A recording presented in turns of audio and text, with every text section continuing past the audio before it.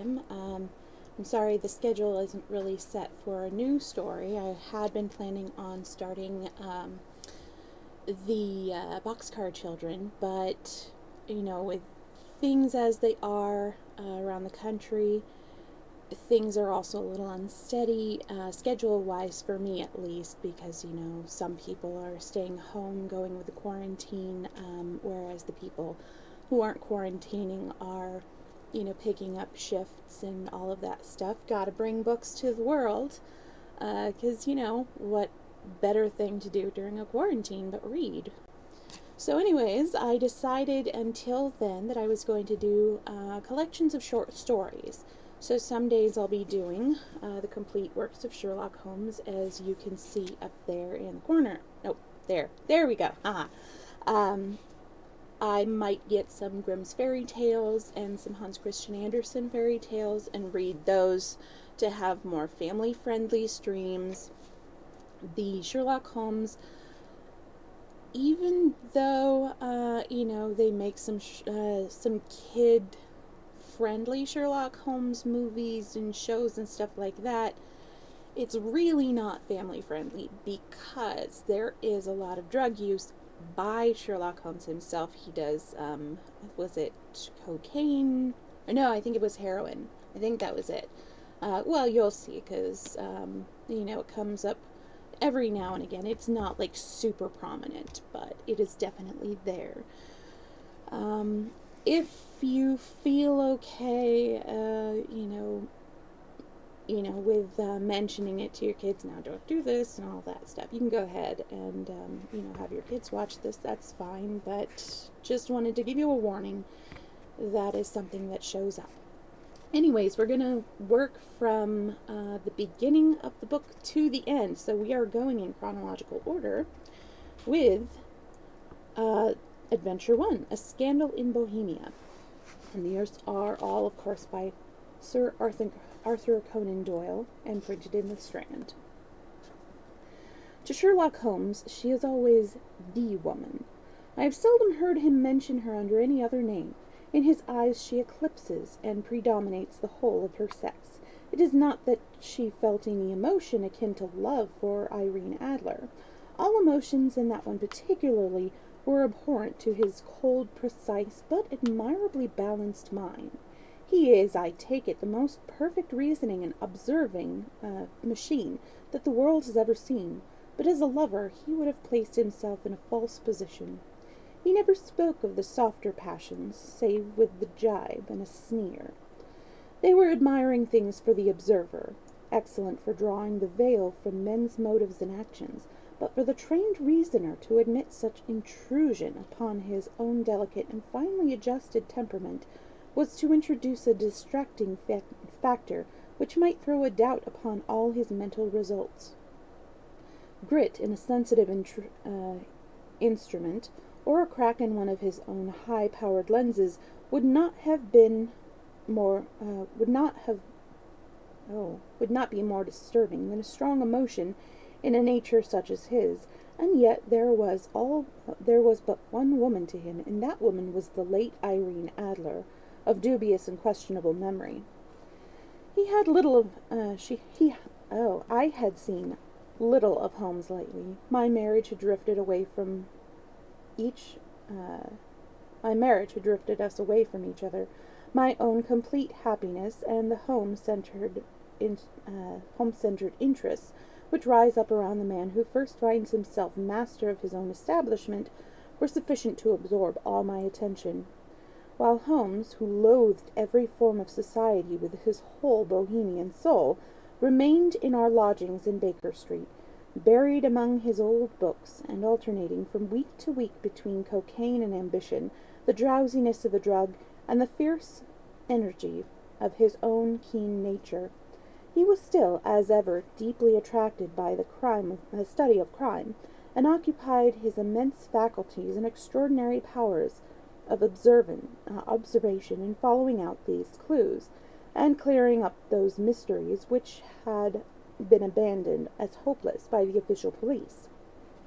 From time to time I heard some vague account of his doings, of his summons to Odessa in the case of the Trepoff murder, of his clearing up of the singular tragedy of the Atkinson brothers as Trincomalee, and finally of the mission which he had accomplished so delicately and successfully for the reigning family of Holland. Beyond these signs of his activity, however, which I merely shared with all the readers of the daily press, I knew little of my former friend and companion. One night, it was on the 20th of March. Ooh, that's in 2 days. Yes, it's in 2 days. How timeful. One night, it was on the 20th of March, 1888, I was returning from a journey to a patient, for I was now returned to civil practice, when my way led me through Baker Street. As I passed the well-remembered door, which must always be associated in my mind with my wooing, and with the dark incidences of the study in scarlet, I was seized with a keen desire to see Holmes again, and to know how he was employing his extraordinary powers.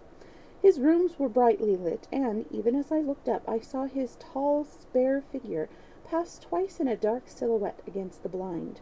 He was pacing the room swiftly, eagerly, with his head sunk upon his chest and his hands clasping behind him. To me, who knew his every mood and habit, his attitude and manner told their own story. He was at work again. He had risen out of his drug-created dreams and was hot upon the scent of some new problem. I rang the bell and was shown up to the chamber which had formerly been in part of my own. His manner was not effusive. It seldom was, but he was glad, I think, to see me. With hardly a word spoken, but with a kindly eye, he waved me to an armchair, threw across his case of cigars, and indicated a spirit case and a gasoline in the corner. Then he stood before the fire and looked me over in a singular introspective fashion. "Wedlock suits you," he remarked.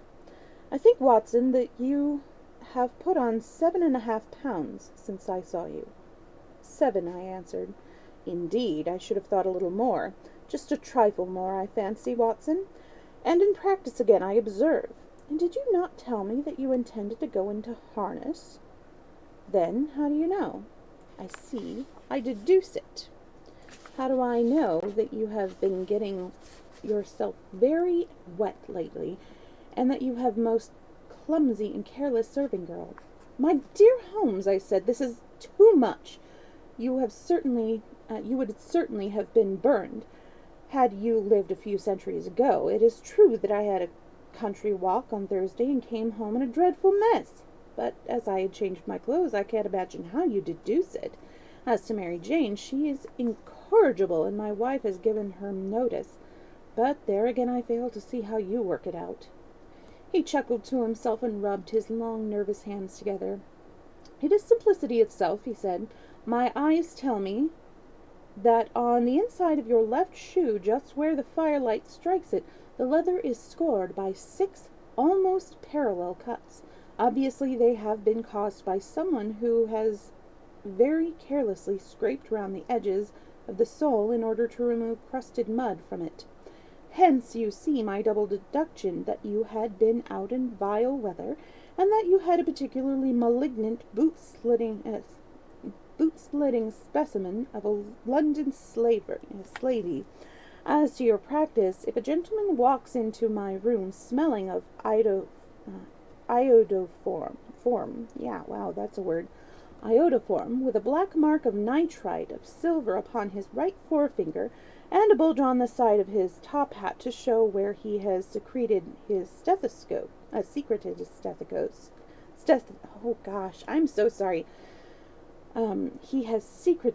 stethoscope. I must be dull indeed if I do not pronounce him to be an active member of the medical profession." I could not help laughing at the ease with which he explained his process of deduction. "When I hear you give your reasons," I remarked, "the thing always appears to me to be so ridiculously simple that I could easily do it myself, though at each successive instance of your reasoning I am baffled until you explain your process. And yet I believe that my eyes are as good as yours. Quite so, he answered, lighting a cigarette and throwing himself down upon an armchair. You see, but you do not observe. The distinction is clear. For example, you have frequently seen the steps which lead up from the hall to this room. Frequently. How often? Well, some hundreds of times. Then how many are there? How many? I don't know. Quite so. You have not observed, and yet you have been. That is just my point. Now, I know that there are 17 steps because I have both seen and observed. By the way, since you are interested in these little problems, and since you are good enough to chronicle one or two of my trifling experiences, you may be interested in this. He threw over a sheet of thick, pink-tinted note paper which had been lying open upon the table. It came by the last post, said he. Read it aloud. The note was undated and without either signature or address. There will call upon you tonight at the 7:45, it said. A gentleman who desires to consult you upon a matter of the very deepest moment. Your recent services to one of the royal houses of Europe have shown that you are one who may safely be trusted with matters which are of an importance which can hardly be exaggerated. This account of you we have from all quarters received. Be in your chamber then at that hour, and do not take it amiss if your visitor wears a mask. It is indeed a mystery, I remark. What do you imagine that it means? I have no data yet. It is a capable mistake to theorize before one has data. I think it's data. Insensibly, one begins to twist facts to suit theories, instead of theories to suit facts. But the note itself, what do you deduce from it? I carefully examined the writing and the paper upon which it was written. The man who wrote it was presumably well-to-do, I remarked, endeavoring to imitate my companion's process. Such paper could not be bought under half-a-crown a packet. It is peculiarly strong and stiff. Peculiar, that is the very word, said Holmes. It is not an English paper at all. Hold it up to the light. I did so, and saw a large E with a small g, a P, and a large G with a small T woven into the texture of the paper. What do you make of that? Asked Holmes. The name of the marker, no doubt, or his monogram, rather. Not at all. The G with a small t stands for Gesellschaft, which is the German for company. It is a customary contraction like our CO. P, of course, stands for papier. Now for the EG. Let us glance at our Continental Gazetteer. He took down a heavy brown volume from his shelves. Egloms, here we are. Egria. It is in a German-speaking country, in Bohemia, not far from Carlsbad. Remarkable as being the scene of the death of Wallenstein, and for its numerous glass factories and paper mills. Ha ha! My boy, what do you make of that? His eyes sparkled, and he set up a great blue triumphant cloud from his cigarette. The paper was made in Bohemia, I said. Precisely. And the man who wrote the note is a German. Do you note the peculiar structure of the sentence? This account of you we have from all quarters received. A Frenchman or Russian would not have written that. It is the German who was so uncourteous to his verbs. It only remains, therefore, to discover that it is wanted by this German, who writes upon Bohemian paper and prefers wearing a mask to showing his face. And here he comes, if I am not mistaken, to resolve all our doubts. As he spoke, there was the sharp sound of horses' hoofs and grating wheels against the curb, followed by a sharp pull at the bell. Holmes whistled. Pair by the sound, he says. And yes, he continued, glancing out of the window, a nice little Brahmin and a pair of beauties, 150 guineas apiece. There's money in this case, Watson, if there is nothing else. I think that I had better go, Holmes. Not a bit, Doctor. Stay where you are. I am lost without my Boswell, and this promises to be interesting. It would be a pity to miss it. But your client, never mind him. I may want your help, and so may he. Here he comes. Sit down in that armchair, Doctor, and give us your best attention. A slow and heavy step, which had been heard upon the stairs and in the passage, paused immediately outside the door. Then there was a loud and authoritative tap. "Come in," said Holmes. The man entered, who could hardly have been less than 6 feet 6 inches in height, with the chest and limbs of a Hercules. His dress was rich, with a richness which would, in England, be looked upon as akin to bad taste. Heavy bands of astrakhan, were lashed across the sleeves and fronts of his double-breasted coat, while the deep blue coat, which was thrown over his shoulder, was lined with fine-colored silks and secured at the neck with a brooch which consisted of a single flaming beryl. Boots which extended half-way up his calves, and which were trimmed at the tops with rich brown fur, completed the impression of barbaric opulence which was suggested by his whole appearance. He carried a broad-brimmed hat in his hand, which he wore across the upper part of his face, extending down past the cheekbones, a black visored mask, which had been apparently adjusted that very moment, for his hand was still raised to it as he entered. From the lower part of his face he appeared to be a man of strong character, with a thick hanging lip and a long straight chin, suggestive of resolution, pushed to the lengths of obstinacy. "You had my note?" he said, with a deep, harsh voice and a strongly marked German accent. "I told you that I would call." He looked from one of us to the other, as if uncertain which to address. "Pray take a seat," said Holmes. "This is my friend and colleague, Dr. Watson, who is occasionally good enough to help me in my case. Whom have I the honor to address?" "You may address me as Count von Kramm, a Bohemian nobleman. I understand that this gentleman, your friend, is a man of honor and discretion whom I may trust with a matter of the most extreme importance. If not, I should much prefer to communicate with you alone." I rose to go, but Holmes caught me by the wrist and pushed me back into the chair. "It is both or none," said he. "You may say before this gentleman anything which you may say to me." The Count shrugged his broad shoulders. "Then I must begin," he said, "by binding you both to absolute secrecy for 2 years. At the end of that time the matter will be of no importance. At present it is not too much to say that it is of such weight that it may have an influence upon European history."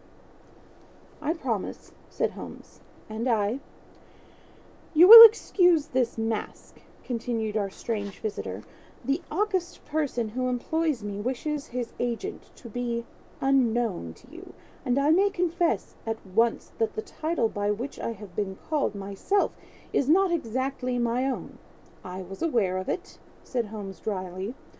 "The circumstances are of great delicacy, and every precaution has to be taken to quench what might grow to be an immense scandal and seriously compromise one of the reigning families of Europe. To speak plainly, the matter implicates the great house of Ormstein, hereditary kings of Bohemia." "I was also aware of that," murmured Holmes, settling himself down in his armchair and closing his eyes. Our visitor glanced with some apparent surprise at the languid, lounging figure of the man who had been, no doubt, depicted to him as the most incisive reasoner and most energetic agent in Europe. Holmes slowly reopened his eyes and looked impatiently at his gigantic client. "If your Majesty would condescend to state your case," he remarked, "I should be better able to advise you." The man sprang from his chair and paced up and down the room in uncontrollable agitation. Then, with a gesture of desperation, he tore his mask from his face and hurled it upon the ground. "You are right," he cried. "I am the king. Why should I attempt to conceal it?" "Why, indeed?" murmured Holmes. "Your Majesty has not spoken before I was aware that Your Majesty had not spoken before I was aware that I was addressing Wilhelm Gottschalk Sigismund von Arnstein, Grand Duke of Castle Felstein and the hereditary King of Bohemia." "But you can understand," said our strange visitor, sitting down once more and passing his hand over his high white forehead, "you can understand that I am not accustomed to doing such business in my own person. Yet the matter was so delicate that I could confide it to an agent without putting myself in his power.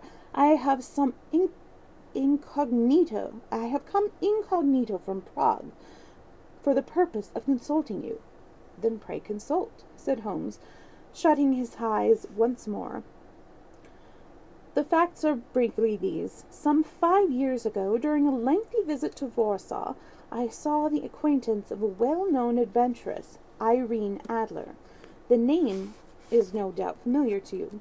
"Kindly look her up in my index, Doctor," murmured Holmes without opening his eyes. For many years he had adopted a system of docketing all paragraphs concerning men and things, so that it was difficult to name a subject or a person on which he could not at once furnish information. In this case I found her biography sandwiched in between that of a Hebrew rabbi and that of a staff commander who had written a monograph upon the deep-sea fishes. "Let me see," said Holmes. Born in New Jersey in the year 1858, contralto, La Scala, Prima donna Imperial Opera of Warsaw, yes, retired from operatic stage, living in London, quite so. Your Majesty, as I understand, became entangled with this young person, wrote her some compromising letters, and is now desirous of getting those letters back." "Hello, John, how are you doing?" If my, the visual, fritzes out again, I'm sorry about that. Hopefully it will be with us this time. I am reading, what is this? Scandal in Bohemia, Sherlock Holmes' adventure. "Precisely so. But how was there a secret marriage? None. No legal papers or certificates? None. And I fail to follow your Majesty. If this young person should produce her letters for blackmailing or other purposes, how was she to prove your authenticity? There is the writing. Pooh, forgery. My private notepaper, stolen. My own seal, imitated. My photograph, bought. We were both in the photograph. Oh dear, that is very bad. Your Majesty has indeed committed an indiscretion. I was mad, insane. You have compromised yourself seriously. I was only crown prince then. I was young. I am but 30 now. It must be recovered.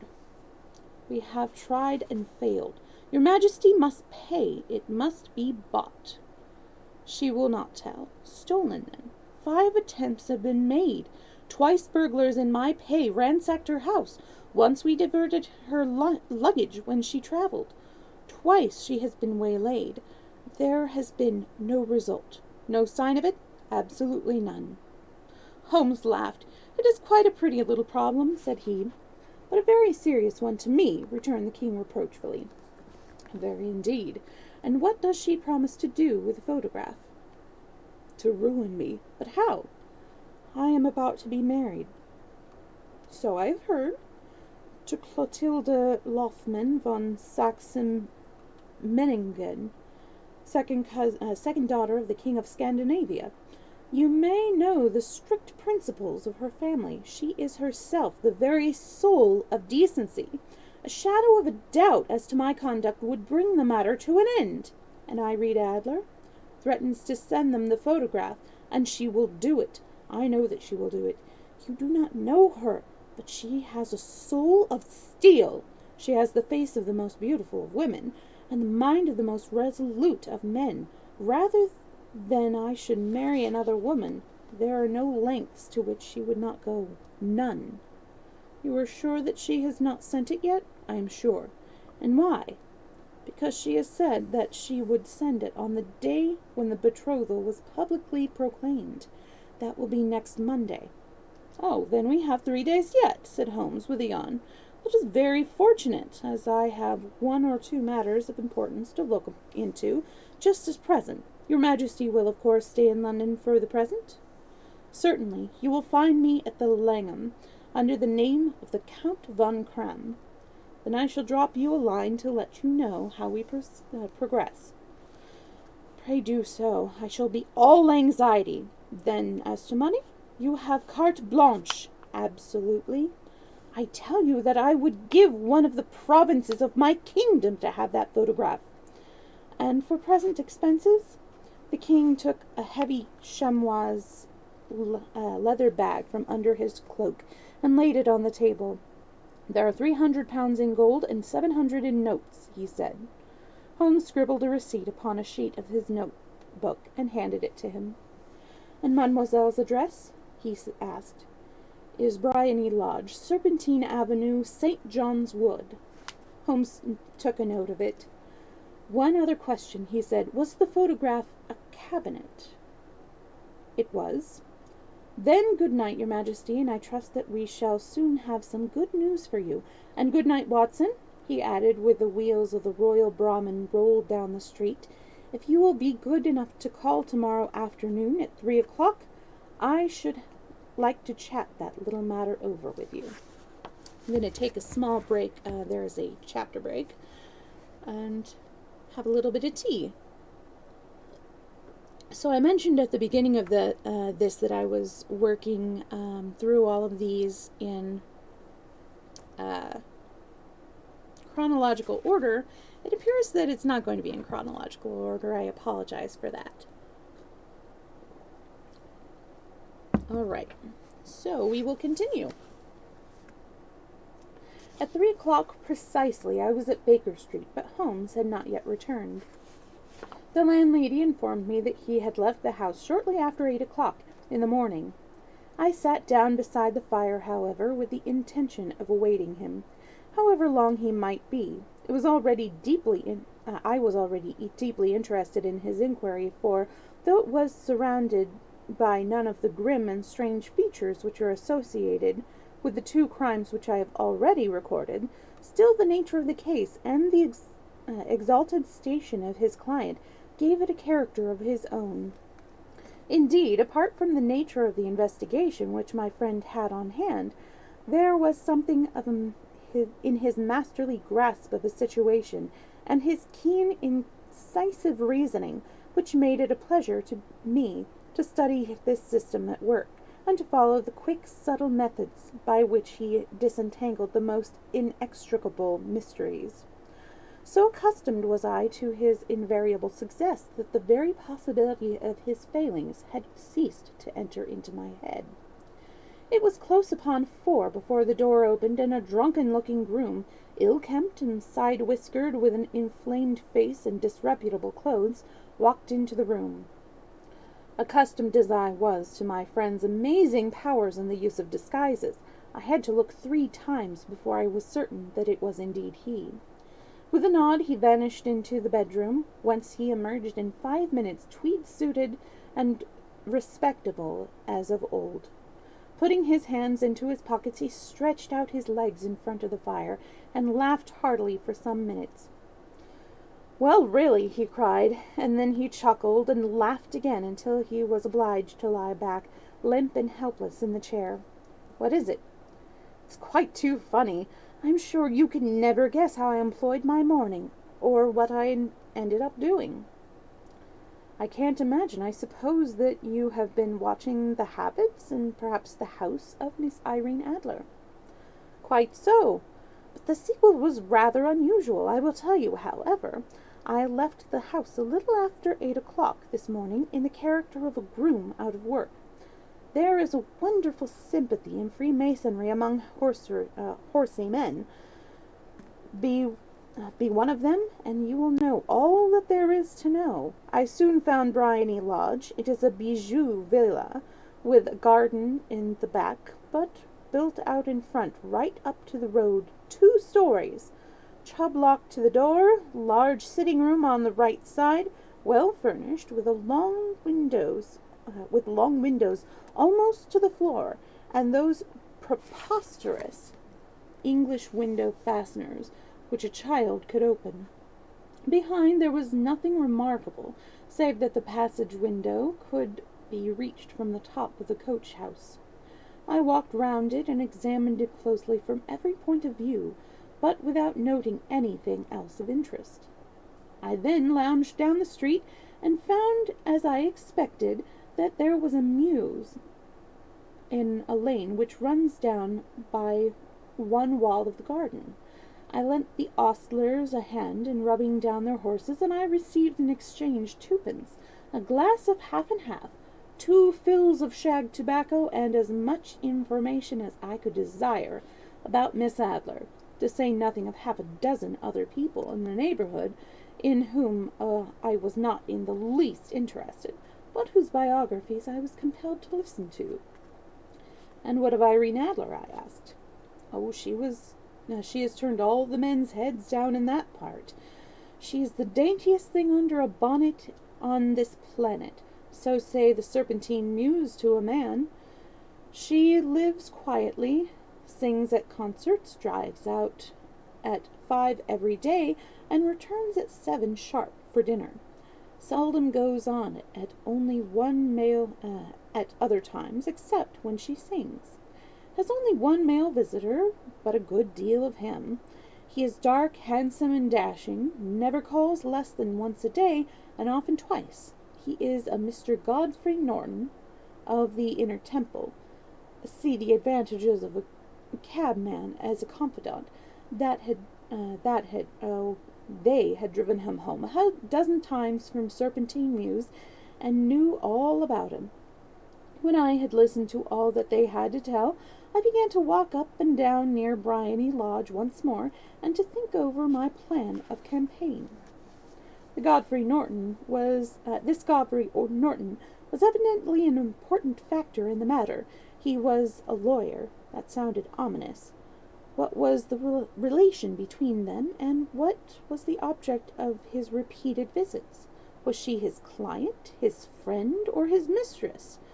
If the former, she had probably transferred the photograph to his keeping. If the latter, it was less likely. On the issue of this question depended whether I should continue my work at Bryony Lodge, or turn my attention to the gentlemen's chambers in the Temple. It was a delicate point. It widened the field of my inquiry.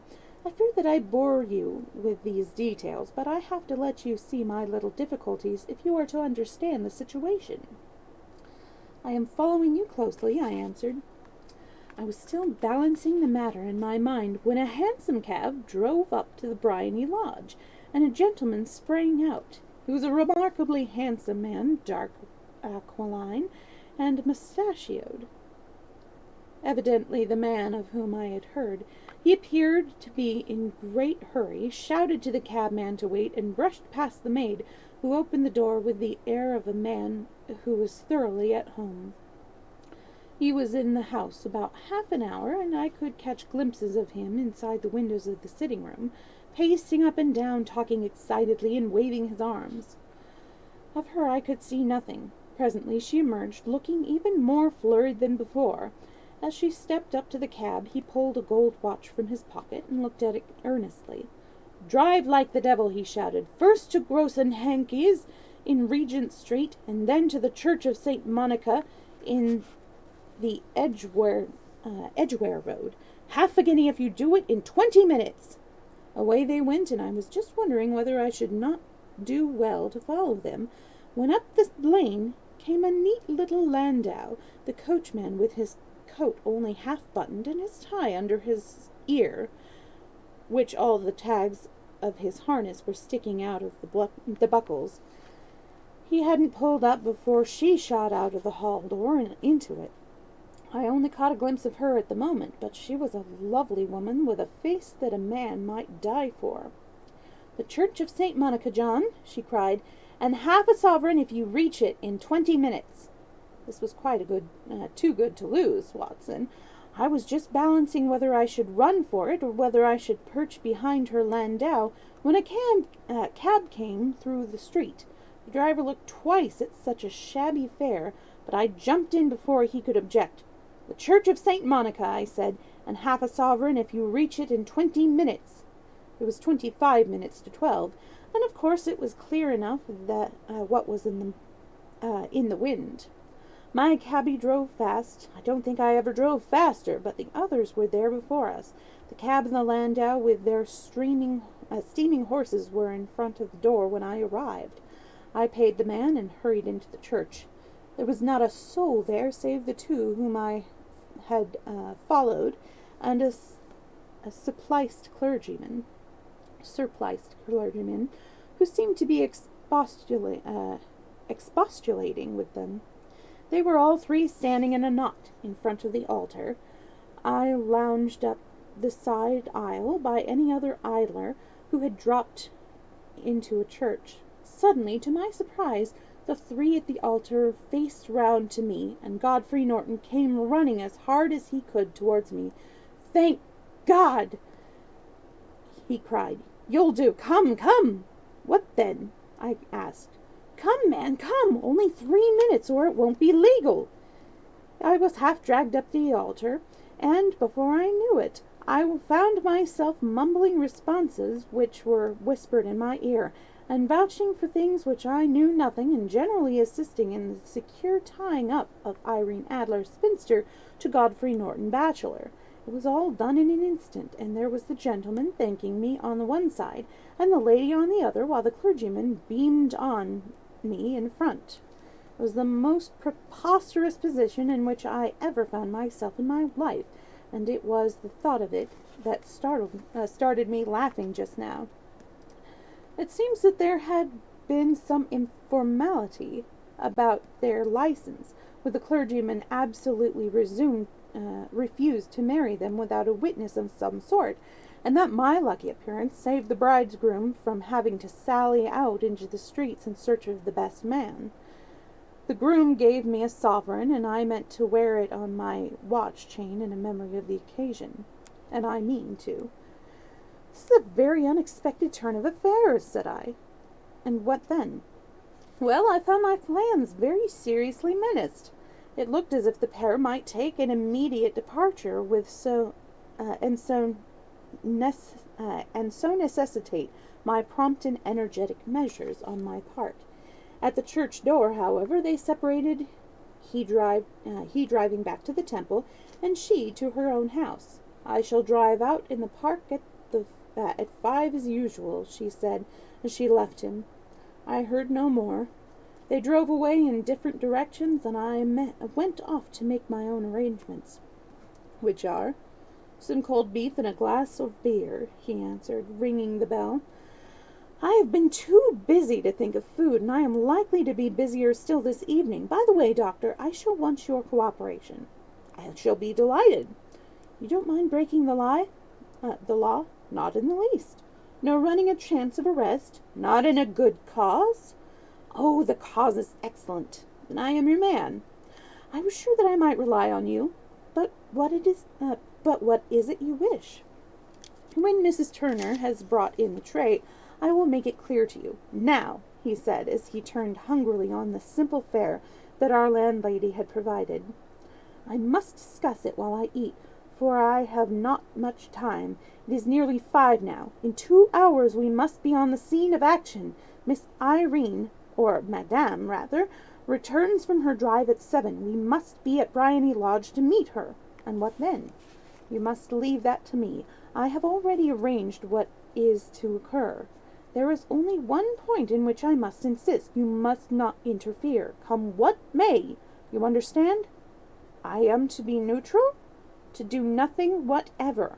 There will probably be some small unpleasantness, do not join in, I will end in my being conveyed into the house. 4 or 5 minutes afterward, the sitting-room window will open. You are to station yourself close to that open window. Yes.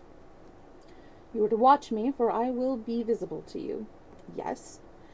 And when I raise my hand, so, you will throw into the room what I give you to throw, and will at the same time raise the cry of fire.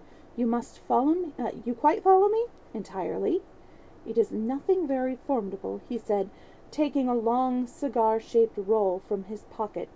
It is an ordinary plumber's smoke rocket, fitted with a cap at either end to make it self-lighting. Your task is confined to that. When you raise your cry of fire, it will be taken up by quite a number of people. You may then walk to the end of the street, and I will rejoin you in 10 minutes. I hope that I have made myself clear. I am to remain neutral, to get near the window, to watch you, and at the signal to throw in this object, then to raise the cry of fire and to wait you at the corner of the street. Precisely. Then you may entirely rely on me. That is excellent. I think perhaps it is almost time that I prepare for the new relay the new role I have to play. Sorry, the ink is a little smudgy there. He disappeared into his bedroom and returned in a few minutes in the character of an amiable and simple-minded nonconformist clergyman. His broad black hat and his baggy trousers, his white tie, his sympathetic smile and general look of peering and benevolent curiosity was such as Mr. John Hare alone could not have equaled. It was not merely that Holmes changed his costume. His expression, his manner, his very soul seemed to vary with every fresh part that he assumed.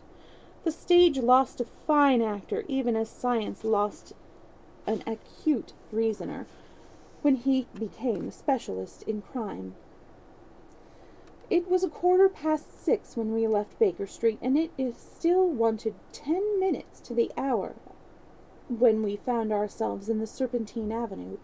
It was already dusk, and the lamps were just being lighted as we paced up and down in front of Briony Lodge, waiting for the coming of its occupant. The house was just as I had pictured it from Sherlock Holmes' succinct description, but the locality appeared to be less private than I expected. On the contrary, for a small street in a quiet neighborhood, it was remarkably animated. There was a group of shabbily dressed men, smoking and laughing in a corner. A scissors grinder with his heel, 2 guardsmen who were flirting with a nurse girl, and several well-dressed young men who were lounging up and down with cigars in their mouths. "You see," remarked Holmes as we paced to and fro in front of the house, "this marriage rather simplifies matters. The photograph becomes a double-edged weapon now. The chances are that she would be as averse to its being seen by Mr. Godfrey Norton as our client is to its coming into the eyes of his princess. Now the question is, where are we to find the photograph?" Where indeed? "It is most unlikely that she carries it around with her. It is cabinet size, too large for easy concealment about a woman's dress. She knows that the king is capable of having her waylaid and searched. 2 attempts of the sort have already been made. We may take it, then, that she does not carry it about with her. Where, then? Her banker or her lawyer. There is that double personality, but I am inclined to think neither. Women are naturally secretive, and they like to do their own secreting. Why should she hand it over to anyone else? She could trust her own guardianship, but she could not tell what indirect or political influence might be brought to bear upon a businessman. Besides, remember that she had resolved to use it within a few days. It must be where she can lay her hands upon it. It must be in her own house." "But it has twice been burgled." "Pshaw! They did not know how to look." "But how will you look?" "I will not look." "What then?" I will get her to show me. But she will refuse. She will not be able to. But I hear the rumble of the wheels. It is her carriage. Now, carry out my orders to the letter. As he spoke, the gleam of the side lights of a carriage came round the curve of the avenue.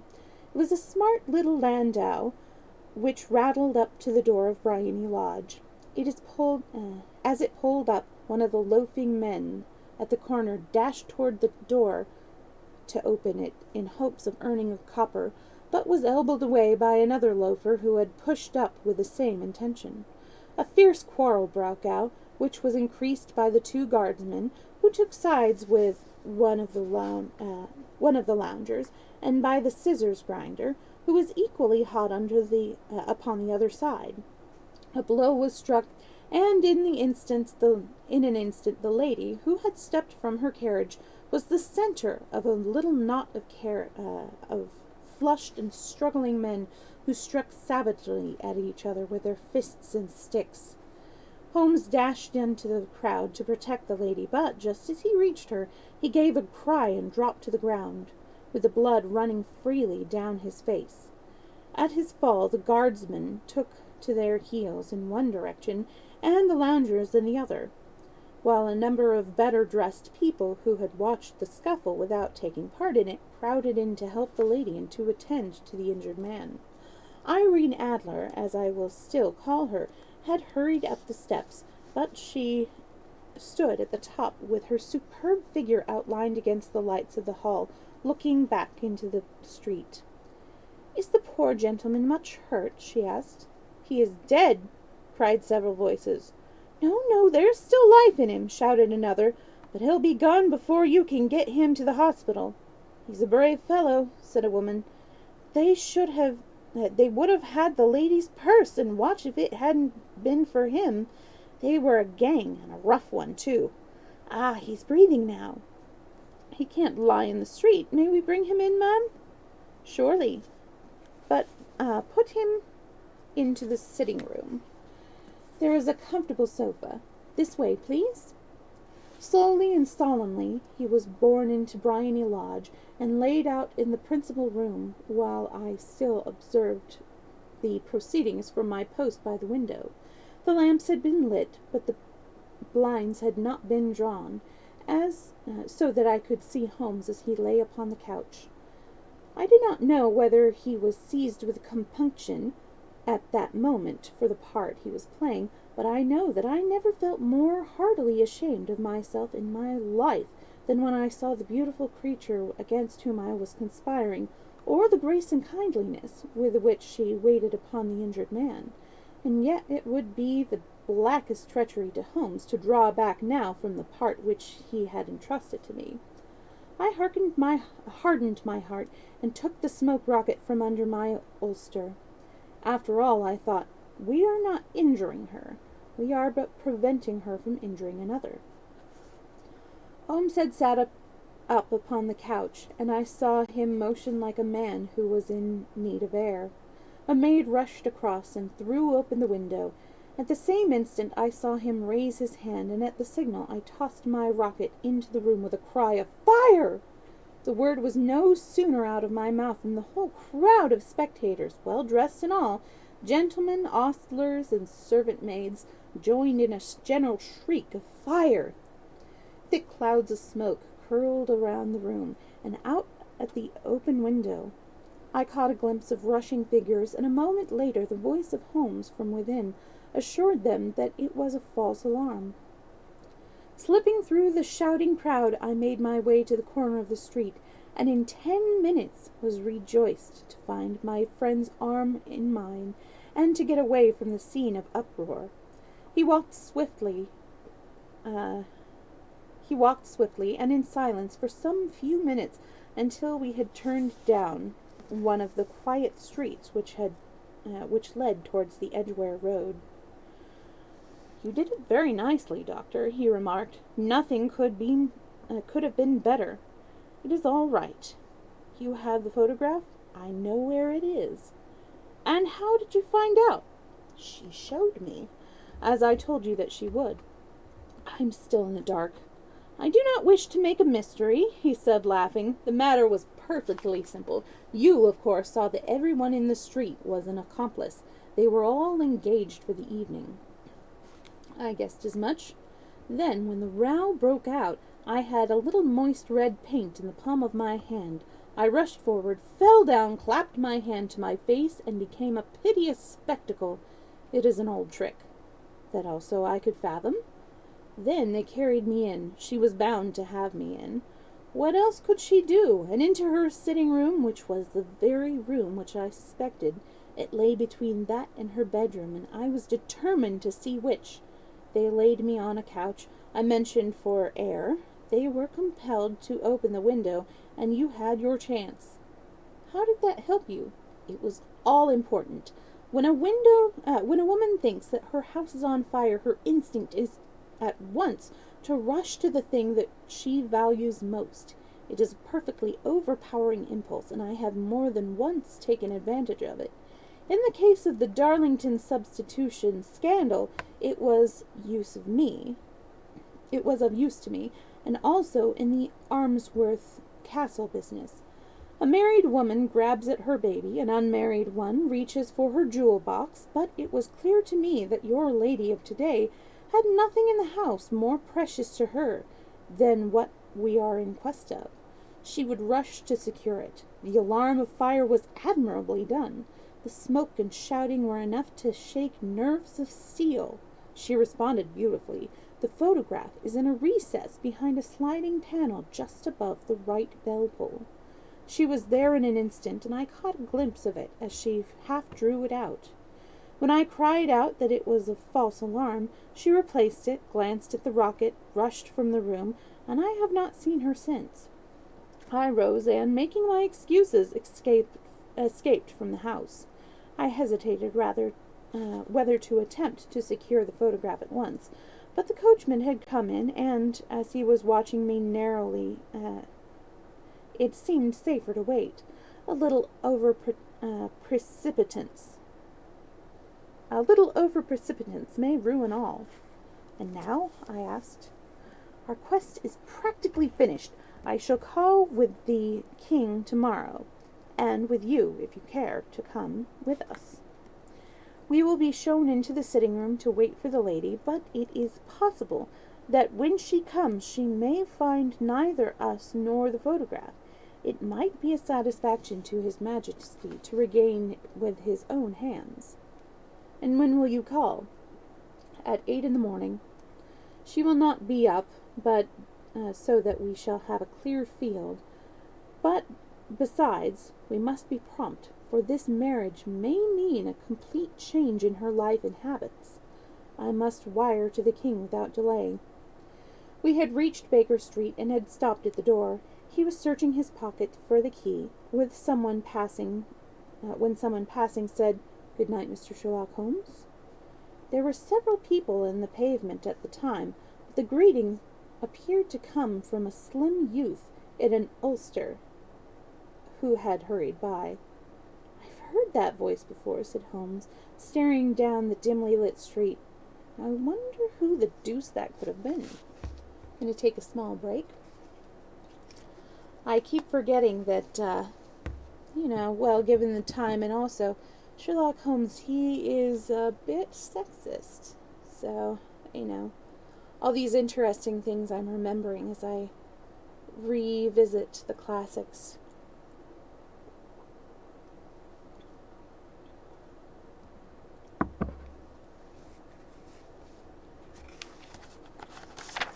All right, so it looks like we'll be able to do 2 Sherlock Holmes stories today, which I was hoping would be the case.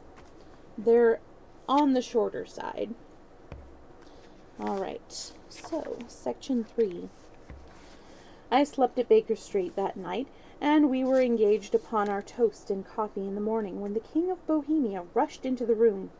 "You have really got it!" he cried, grasping Sherlock Holmes by either shoulder and looking eagerly into his face. "Not yet. But you have hopes?" "I have hopes." "Then come. I am all impatience to be gone." "We must have a cab." "No, my Brahmin is waiting." Then that will simplify matters. We descended and started off once more for Bryony Lodge. Irene Adler is married, remarked Holmes. Married? When? Yesterday. To whom? To an English lawyer named Norton. But she could not love him. I am in hopes that she does. And why in hopes? Because it would spare your Majesty all fear of future annoyance. If the lady loves her husband, she does not love her Majesty. If she does not love your Majesty, there is no reason why she should interfere with your Majesty's plan. It is true, and yet, well, I wish she had been of my own station. What a queen she would have made. He relapsed into a moody silence, which was not broken until we drew up in Serpentine Avenue. The door of Bryony Lodge was open, and an elderly woman stood upon the steps. She watched us with a sardonic eye as we stepped from the Brahmin. "Mr. Sherlock Holmes, I believe?" said she. "I am Mr. Holmes," answered my companion, looking at her with a questioning and rather startled gaze. "Indeed, my mistress told me that you were likely to call. She left this morning with her husband by the 5:15 train from Charing Cross for the Continent." "What?" Sherlock Holmes staggered back, white with chagrin and surprise. "Do you mean that she has left England?" "Never to return." "And the papers?" asked the king hoarsely. "All is lost." "We shall see." He pushed past the servant and rushed into the drawing-room, followed by the king and myself.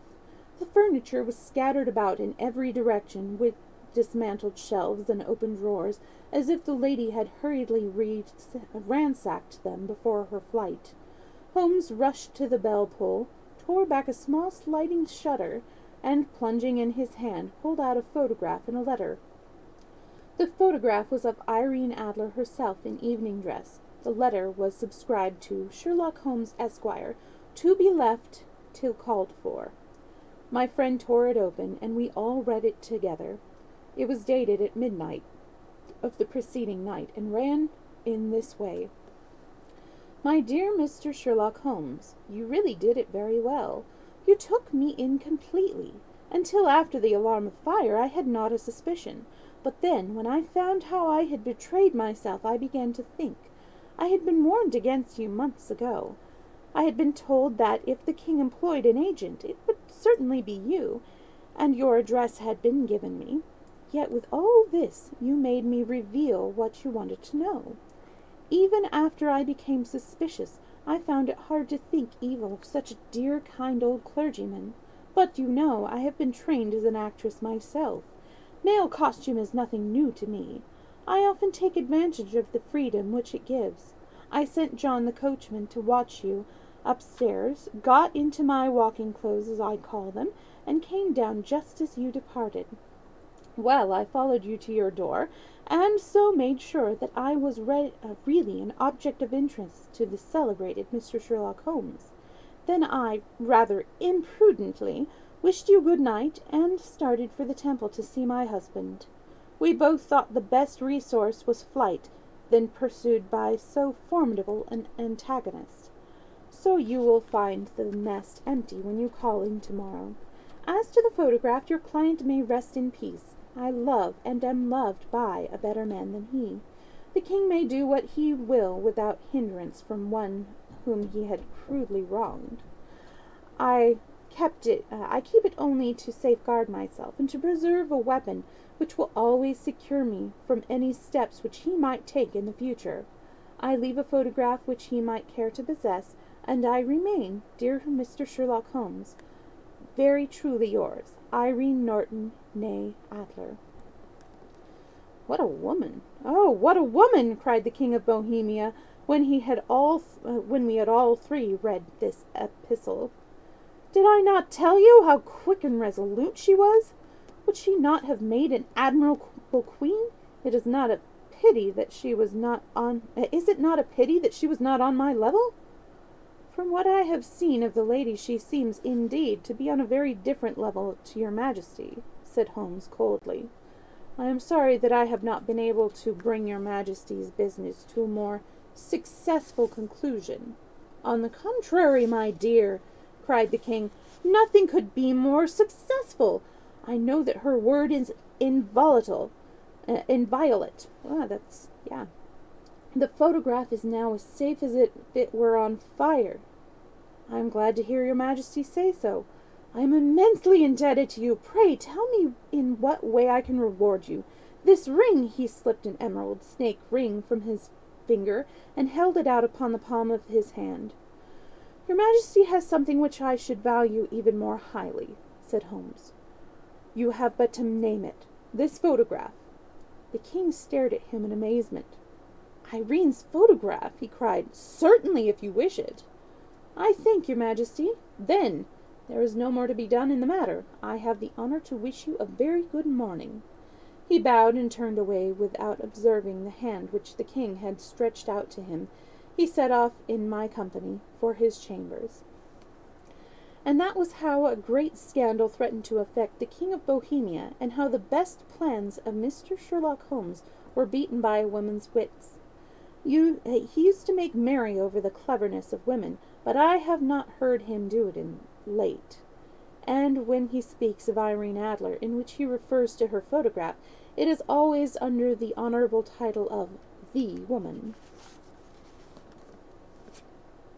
Oh yeah, I forgot about that. All right. So now we will continue on with the second adventure, The Red-Headed League. I had called upon my friend Mr. Sherlock Holmes one day in the autumn of last year, and found him in deep conversation with a very stout, florid-faced, elderly gentleman with fiery red hair. With an apology for my intrusion, I was about to withdraw when Holmes pulled me abruptly into the room and closed the door behind me. "You could not possibly come at a better time, my dear Watson," he said cordially. "I was afraid that you were engaged." So I am, very much so." "Then I can wait in the next room." "Not at all. This gentleman, Mr. Wilson, has been my partner and helper in many of my most successful cases, and I have no doubt that he will be of the utmost use to me in yours also." Okay. The stout gentleman half rose from his chair and gave a bob of greeting, with a quick little questioning glance from his small, fat, encircled eyes. "Try the settee," said Holmes, relapsing into his armchair and putting his fingertips together as was his custom when in judicial moods. "I know, my dear Watson, that you share my love of all that is bizarre and outside the conventions of humdrum routine, of everyday life. You have shown your relish for it by the enthusiasm which has prompted you to chronicle, and, if you will excuse my saying so, somewhat to embellish so many of my own little adventures." "Your cases have indeed been of the greatest interest to me," I observed. "You will remember that I remarked the other day, just before we went into the very simple problem presented by Miss Mary Sutherland, that for strange effects and extraordinary combinations we must go to life itself, which is always far more daring than any effort with the imagination. A proposition which I took the liberty of doubting. You did, Doctor, but none the less you must come round to my view, for otherwise I shall put on piling fact upon fact on you, until your reason breaks down under them, and acknowledges me to be right. Now, Mr. James Wilson here has been good enough to call upon me this morning, and to begin a narrative which promises to be one of the most singular which I have listened to for some time. You have heard me remark that the strangest and most unique things are very often connected, not with the larger, but with the smaller crimes, and occasionally, indeed, where there is room for doubt whether any positive crime has been committed. As far as I have heard, it is impossible for me to say whether the present case is an instance of crime or not, but the course of events is certainly among the most singular that I have ever listened to. Perhaps, Mr. Wilson, you would have the great kindness to recommence your narrative. I ask you, not merely because my friend Dr. Watson has not heard the opening part, but also because the peculiar nature of the story makes me anxious to have every possible detail from your lips. As a rule, when I have heard some slight indication of the course of events, I am able to guide myself by thousands of others to similar cases which occur to my memory.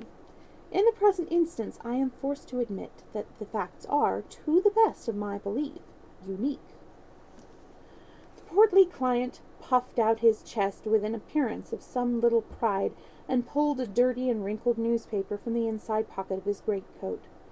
As he glanced down the advertisement column, with his head thrust forward and the paper flattened out upon his knee, I took a good look at the man, and endeavored, after the fashion of my companion, to read the indications which might be presented by his dress or appearance. I did not gain very much, however, by inspection. Our visitor bore every mark of being an average commonplace British tradesman, obese, pompous, and slow.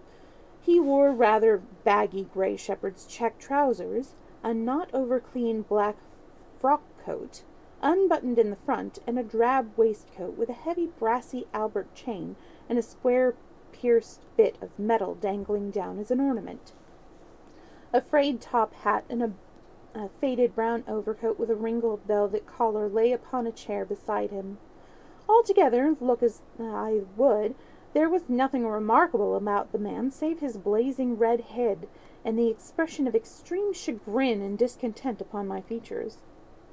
Sherlock Holmes' quick eye took in my occupation, and he shook his head with a smile as he noticed my questioning glances. Beyond the obvious facts that he has at some time done manual labor, that he takes snuff, that he is a Freemason, and he has been in China, and that he has done a considerable amount of writing lately, I can deduce nothing else. Mr. Jabez Wilson started up in his chair with his forefinger upon the paper, but his eyes upon my companion. "How, in the name of good fortune, did you know all that, Mr. Holmes?" he asked. "How did you know, for example, that I did manual labor?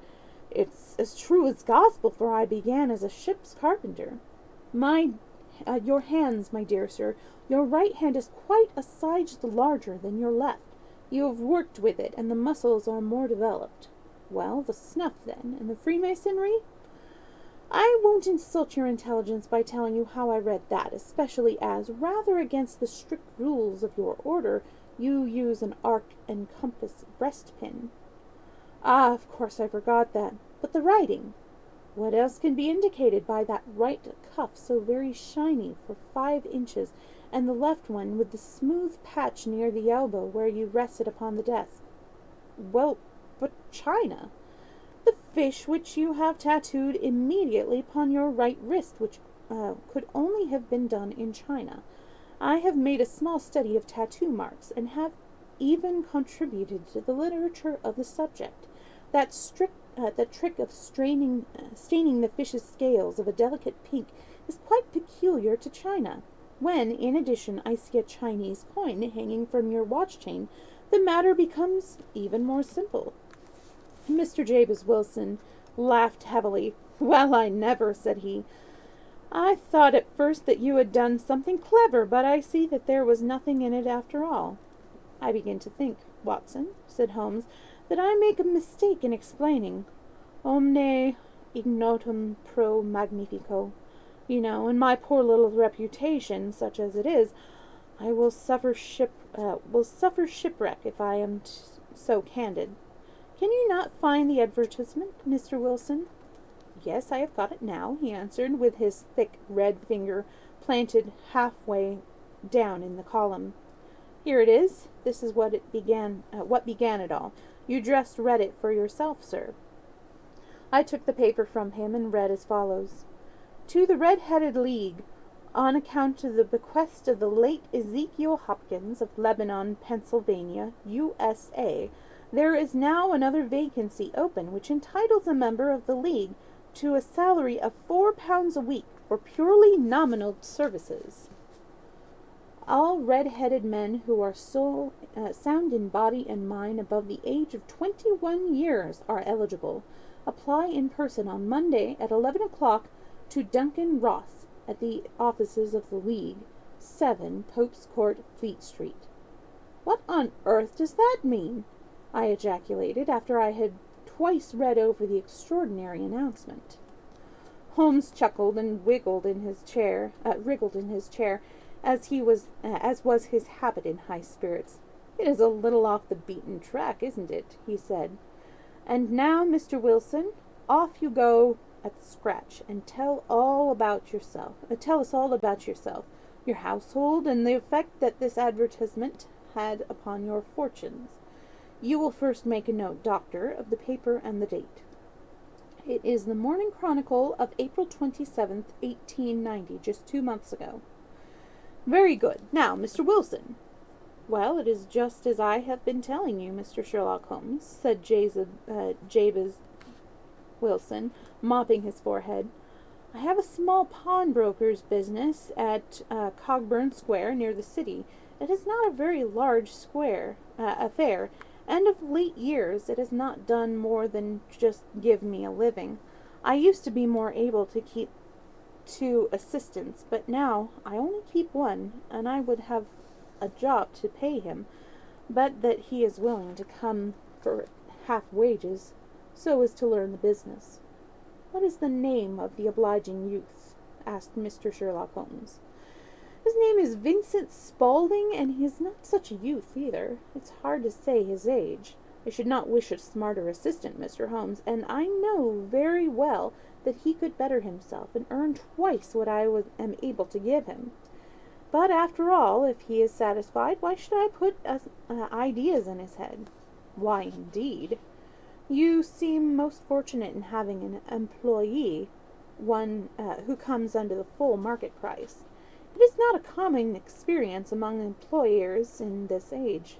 I don't know that your assistant is not as remarkable as your advertisement." "Oh, he has his faults, too," said Mr. Wilson. "Never was such a fellow for photography, snapping away with a camera when he ought to be improving his mind, and then driving down into the cellar like a rabbit into its hole to develop his pictures. That is his main fault, but on the whole he's a good worker. There's no vice in him." "He is still with you, I presume?" "Yes, sir. He and a girl of 14 who does a bit of simple cooking and keeps the place clean. That's all I have in the house, for I am a widower and never had any family. We live very quietly, sir, the 3 of us, and we keep a good roof over our heads and pay our debts if we do nothing more. The first thing that put us out was that advertisement. Spaulding had come down into the office just this day 8 weeks ago with his very paper in his hands, and he says, 'I wish to the Lord, Mr. Wilson, that I was a red-headed man.' 'Why that?' I asked. 'Why,' he says, 'there's another vacancy on the League of the Red-Headed Men. It's worth quite a little fortune to any man who gets it, and I understand there are more vacancies than there are men, so that the trustees are at their wits' end what to do with the money. If my hair would only change color, there's a nice little crib all ready for me to step into.' 'Why, what is it, then?' I asked. 'You see, Mr. Holmes, I am a very stay-at-home man, and as a business came to me instead of my having to go to it, I was often weeks on end without putting my foot over the door-mat. In that way I didn't know much of what was going on outside, and I was always glad of a bit of news.' 'Have you never heard of the League of the Red-Headed Men?' he asked with his eyes open. 'Never.' 'Why, I wonder at that, for you are eligible yourself for one of the vacancies.' 'And what are they worth?' I asked. 'Oh, merely a couple of hundred a year, but the work is slight, and it need not interfere much with one's other occupations.' Well, you can easily think that made the prick up made me prick up my ears, for the business has not been over good for some years, and an extra couple of hundred would have been very handy. "Tell me all about it," said I. "Well," said he, showing me the advertisement, "you can see for yourself that the League has a vacancy, and there is the address where you should apply for participants. As far as I can make it out, the League was founded by an American millionaire, Ezekiel Hopkins, who was very peculiar in his ways. He was himself red-headed, and he had a great sympathy for all red-headed men. So when he died, it was found that he had left his enormous fortune in the hands of trustees, with instructions to apply the interest to the providing of easy berths to men whose hair is of that color. From all I hear, it is a splendid pay, and very little to do." "But," said I, "there would be millions of red-headed men who would apply." "Not so many as you might think," he answered. "You see, it is really confined to Londoners and to grown men. This American had started from London, where he was young, and he wanted to do the old town a good turn. Then again, I have heard it is no use your applying if your hair is light red or dark red, or anything but real bright, blazing, fiery red.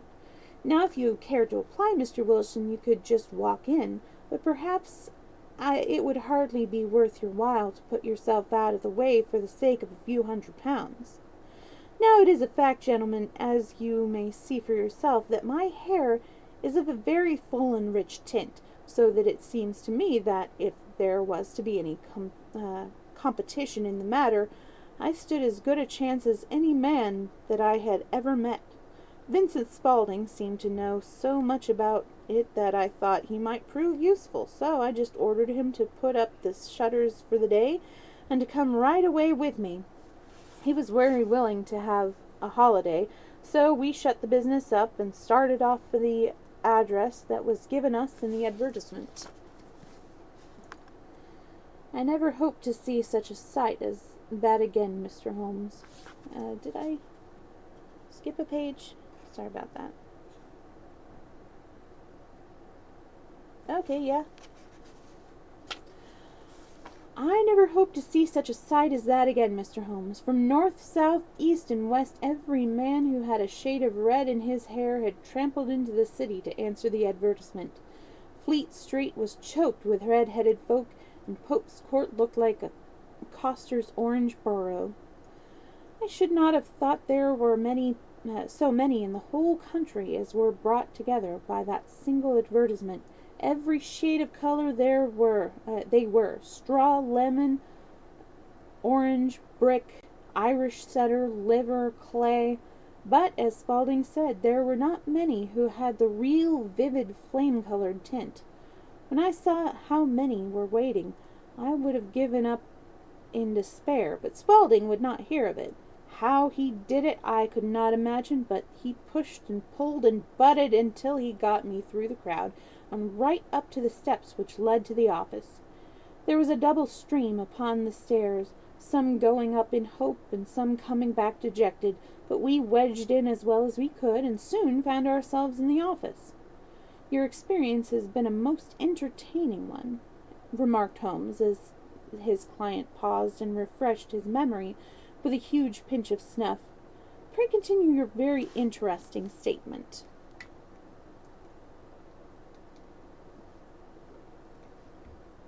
There was nothing in the office but a couple of wooden chairs and a deal table, behind which sat a small man with a head that was even redder than mine. He said a few words to each candidate as he came up, and then he always managed to find some fault in them which could disqualify them. Getting a vacancy did not seem to be such a very easy matter at all.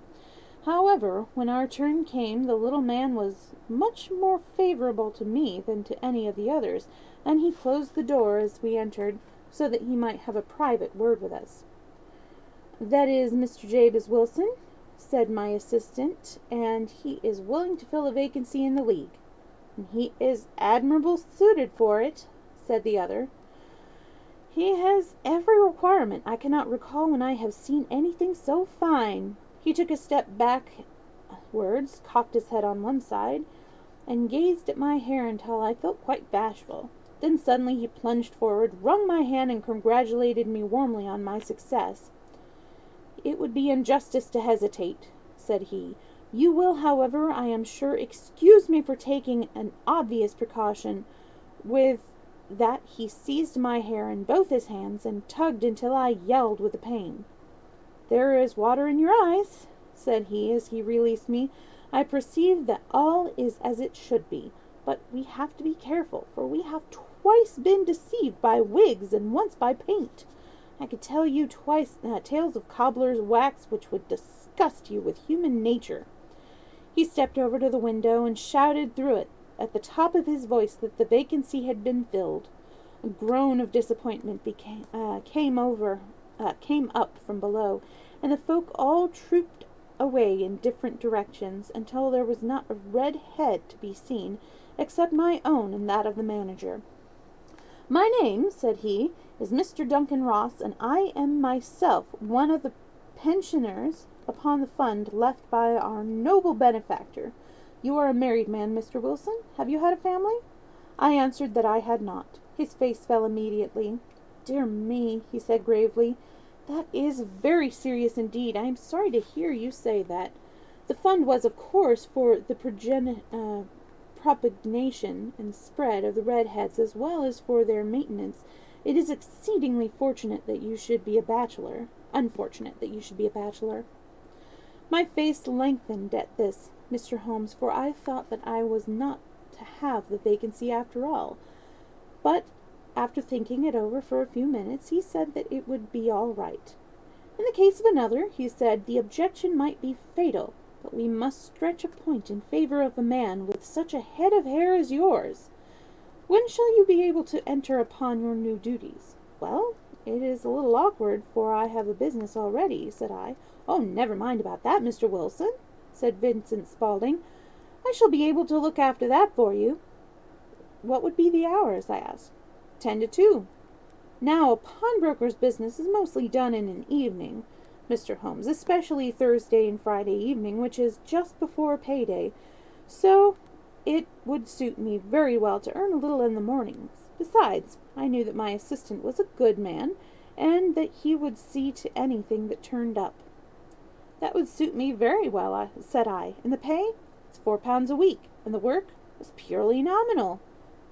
What do you call purely nominal? Well, you have to be in the office, or at least in the building, the whole time. If you leave, you forfeit your whole position forever. The will is very clear upon that point. You don't comply with the conditions if you budge from the office during that time. It's only 4 hours a day, and I should not think of leaving, said I. No excuse will avail, Mr. Duncan, Ross said.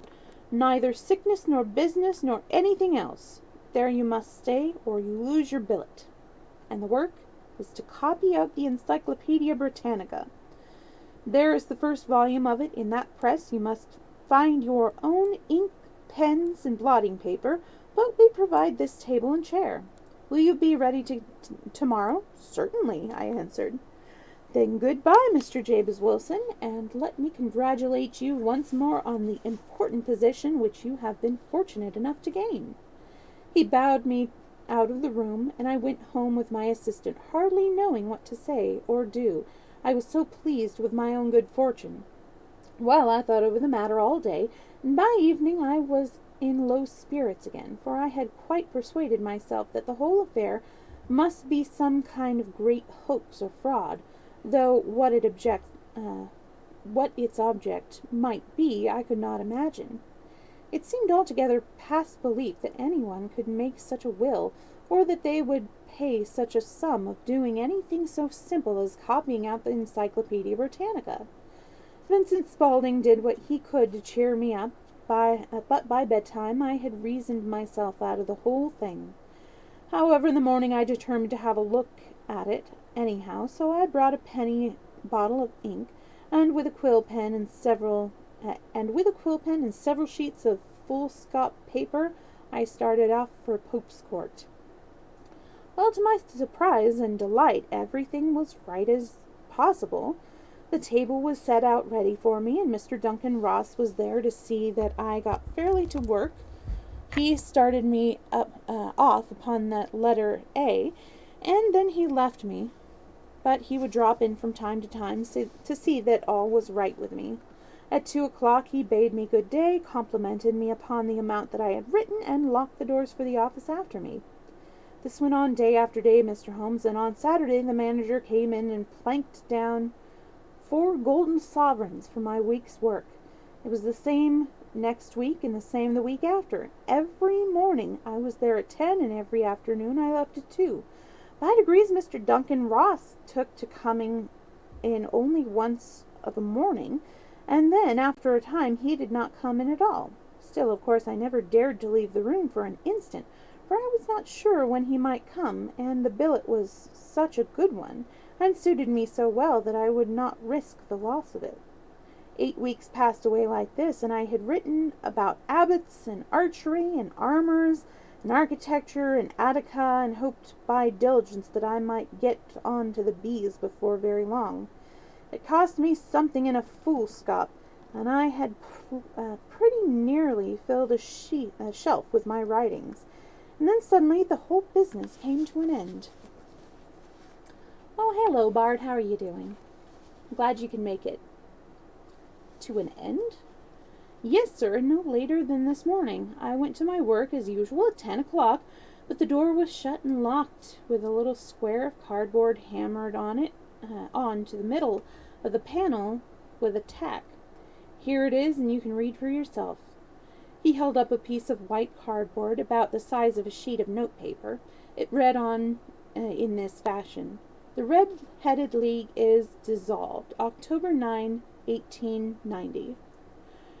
Sherlock Holmes and I surveyed this curt announcement and the rueful face behind it, until the comical side of the affair so completely overtopped every other consideration, that we both burst out into a roar of laughter.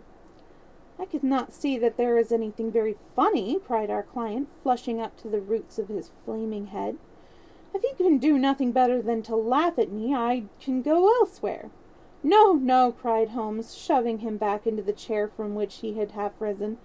"I really wouldn't miss your case for the world.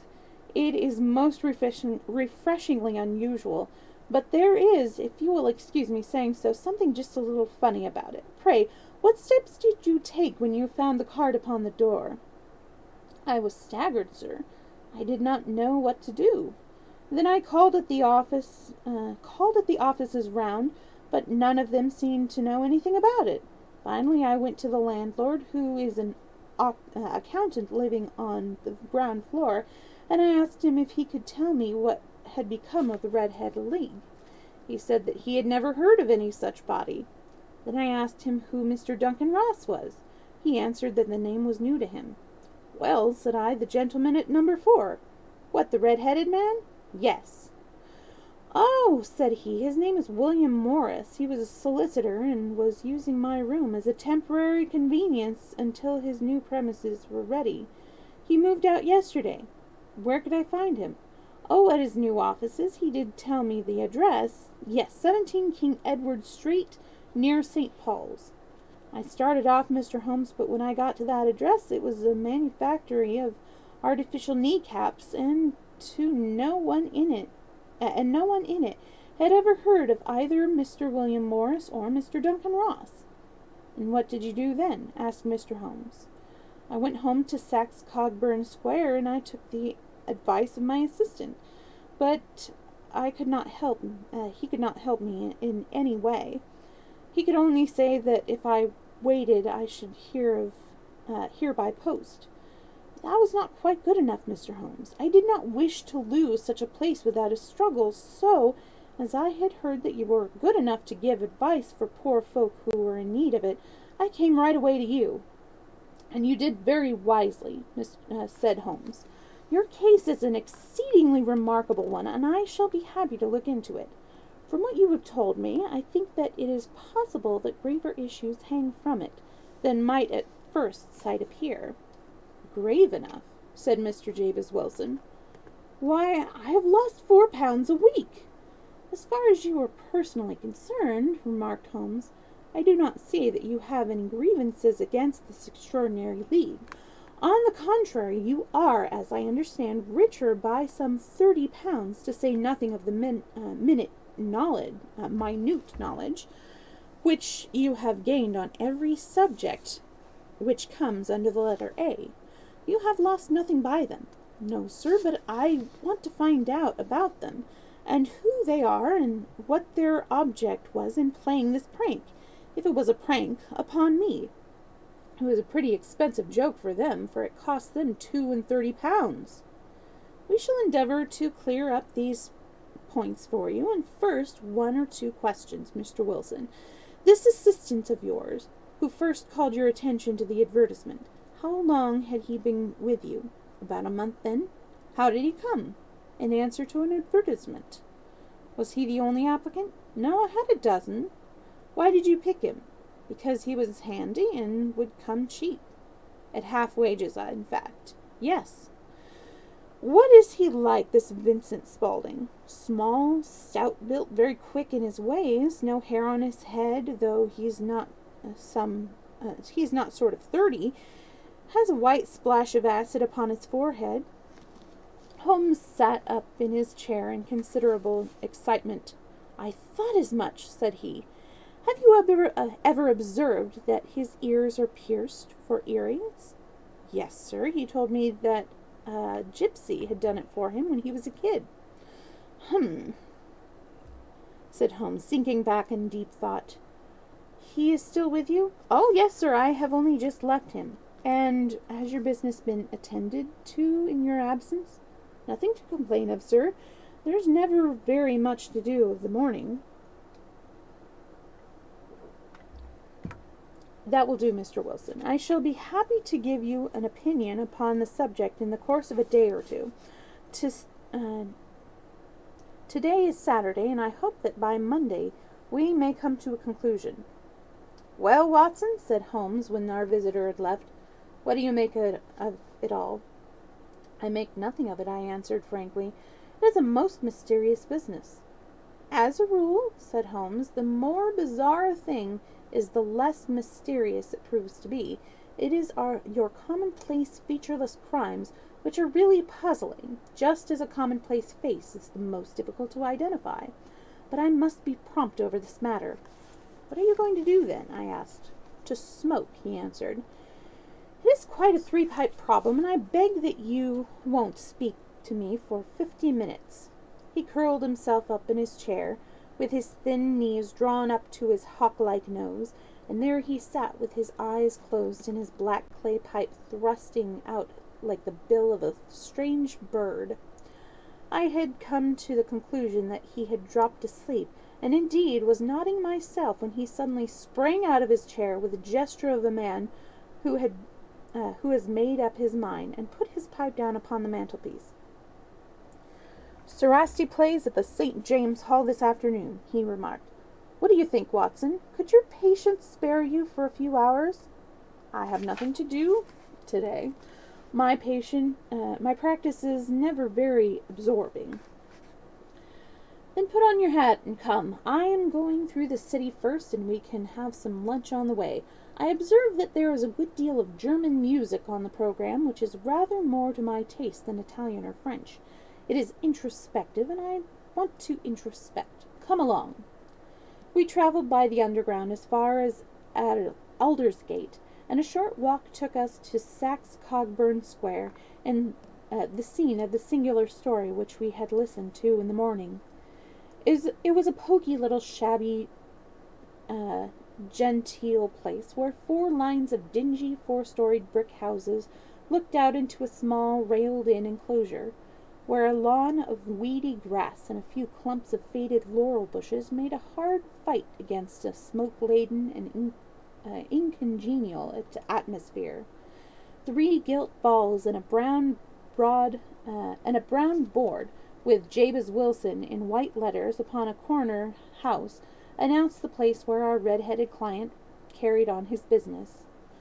Sherlock Holmes stopped in front of it with his head on one side and looked it all over with his eyes shining brightly between puckered lips. Then he walked slowly up the street and then down again to the corner, still looking keenly at the house. Finally he returned to the pawnbroker's, and having thumped vigorously upon the pavement with his stick 2 or 3 times, he went up to the door and knocked. It was instantly opened by a bright-looking, clean-shaven young fellow, who asked him to step in. "Thank you," said Holmes. "I only wished to ask you how you would go from here to the Strand." "Third right, fourth left," answered the assistant promptly, closing the door. "Smart fellow that," observed Holmes as he walked away. "He is, in my judgment, the 4th smallest man in London, and for daring I am not sure that he has not a claim to be third. I have known something of him before." "Evidently," said I. "Mr. Wilson's assistant counts for a good deal in his mystery of the Red-Headed League. I am sure that you inquired your way merely in order that you might see him." "Not him." "What then?" "The knees of his trousers." "And what did you see?" "What I expected to see." Why did you beat the pavement?" "My dear doctor, it is a time for observation, not for talk. We are spies in an enemy country. We know something of Saxe-Coburn Square. Let us now explore the parts which lie behind it." The road in which we found ourselves as we turned round the corner from the retired Saxe-Coburn Square presented as great a contrast to it as the front of a picture does to the back. It was one of the main arteries which convey the traffic with a city to the north and west. The roadway was blocked with the immense stream of commerce flowing in a double tide inwards and outwards, while the footpaths were black with a hurrying swarm of pedestrians. It was difficult to realize, as he looked at the line of fine shops and stately business premises, that they really abutted on the other side upon the faded and stagnant square which we had just quitted. "Let me see," said Holmes, standing at the corner and glancing along the line. "I should like just to remember the order of the houses are. It is a hobby of mine to have an exact knowledge of London. There is Mortimer's, the tobacconist, the little newspaper shop, the Cogburn branch of the City and Suburban Bank, the vegetarian restaurant, and McFarlane's carriage building depot. That carries us right on to the other block. And now, doctor, we've done our work so it's time we had some play. A sandwich and a cup of coffee, and then off to the violin land, where all is sweetness and delicacy and harmony, and there are no red-headed clients to vex us with their conundrums." My friend was an enthusiastic musician, being himself not only a very capable performer, but a composer of no ordinary merit. All the afternoon he sat in the stalls, wrapped in the most perfect happiness, gently waving his long thin fingers in time to the music, while his gently smiling face and his languid dreamy eyes were as unlike those of Holmes the sleuth-hound. Holmes the relentless, keen-witted, ready-handed criminal agent, as it was possible to conceive. In his singular character the dual nature alternately asserted itself, and his extreme exactness and astuteness presented, as I have often thought, the reaction against the poetic and contemplative mood which occasionally predominated in him. The swing of his nature took him from extreme languor to devouring energy, and as I knew well, he was never so truly formidable as when, for days on end, he had been lounging in his armchair amid his improvisations and his black-letter editions.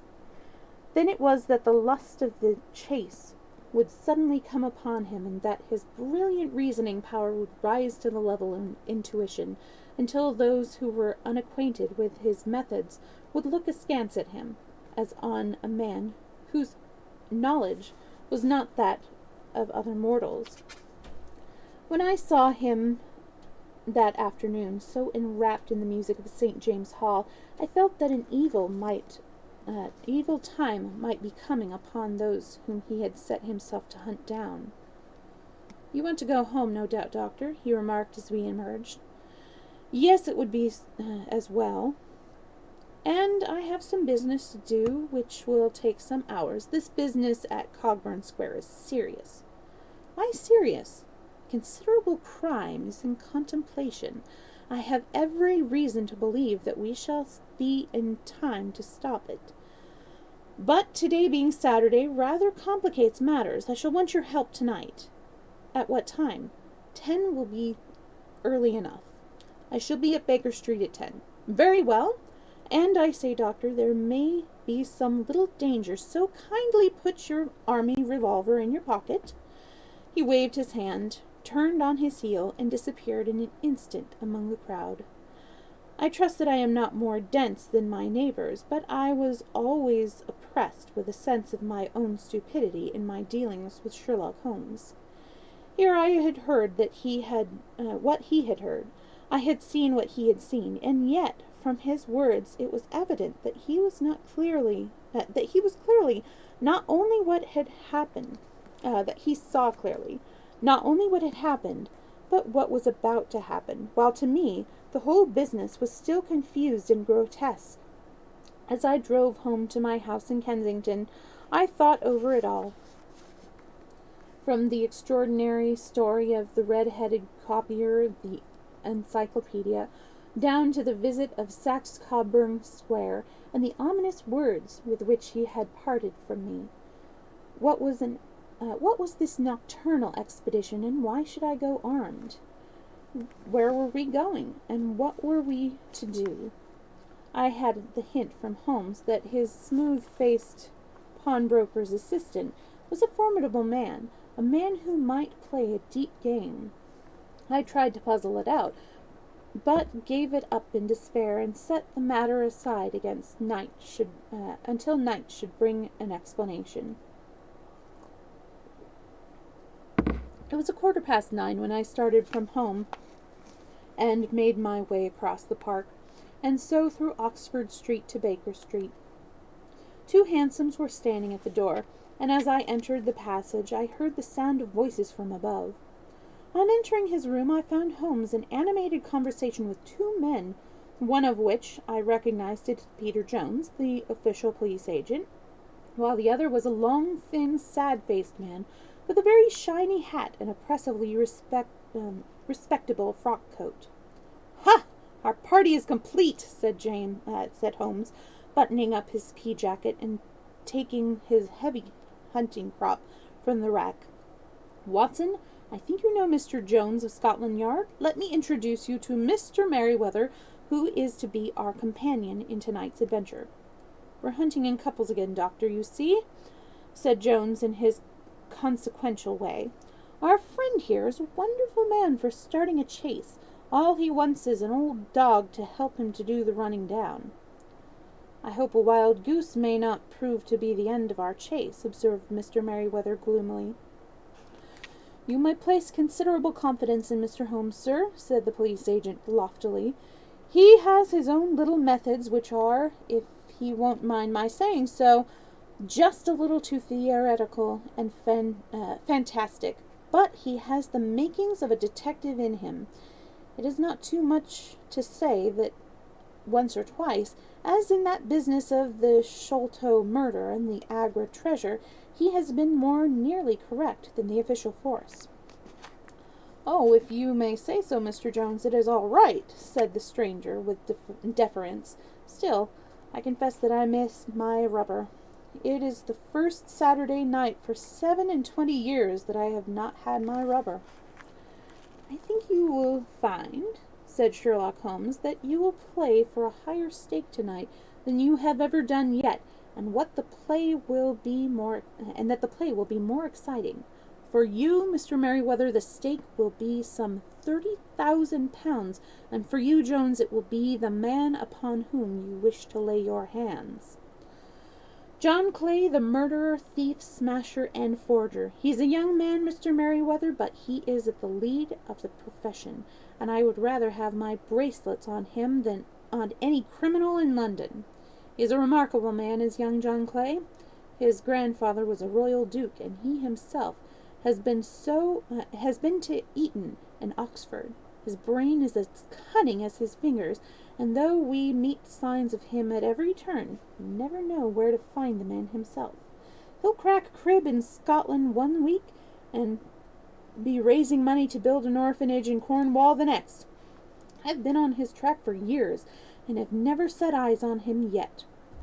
I hope that I may have the pleasures of introducing you tonight. I had one or two little turns also with Mr. John Clay, and I agree with you that he is at the head of his profession. It is past 10, however, and quite time that we started. If you two will take the first Hanson, Watson and I will follow in the second. Sherlock Holmes was not very communicative during the long drive, and lay back in the cab humming the tune which he had heard in the afternoon. We rattled through the endless labyrinth of gas-lit streets until we emerged into Farthington Street. "We are close there now," my friend remarked. "This fellow Merryweather is a bank director and personally interested in the matter. I thought it as well to have Jones with us also. He is not a bad fellow, though an absolute imbecile in his profession. He has one positive virtue. He is as brave as a bulldog, and as tenacious as a lobster if he gets his claws upon anyone. Here we are, and they are waiting for us." We had reached the same crowded thoroughfare in which we had found ourselves in the morning.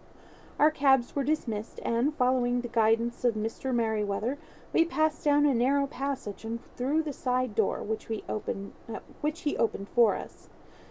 Within there was a small corridor which ended in a very massive iron gate. This also was opened and led down the flight of winding stone steps which terminated at another formidable gate. Mr. Merryweather stopped to light a lantern, and then conducted us down a dark, earth-smelling passage, and so, after opening a third floor into a huge vault or cellar, which was piled all around with crates and massive boxes. "You are not very vulnerable from above," Holmes remarked, as he held up the lantern and gazed about them. "Nor from below," said Mr. Merryweather, striking his stick upon the flags which lined the floor.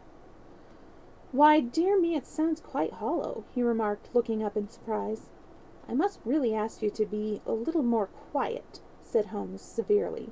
"You have already imperiled the whole success of our expedition. Might I beg that you would have the goodness to sit down upon one of those boxes and not to interfere?" The solemn Mr. Merryweather perched himself upon a crate, with a very injured expression upon his face, while Holmes fell upon his knees, upon the floor, and, with a lantern and a magnifying glass, began to examine minutely the cracks between the stones.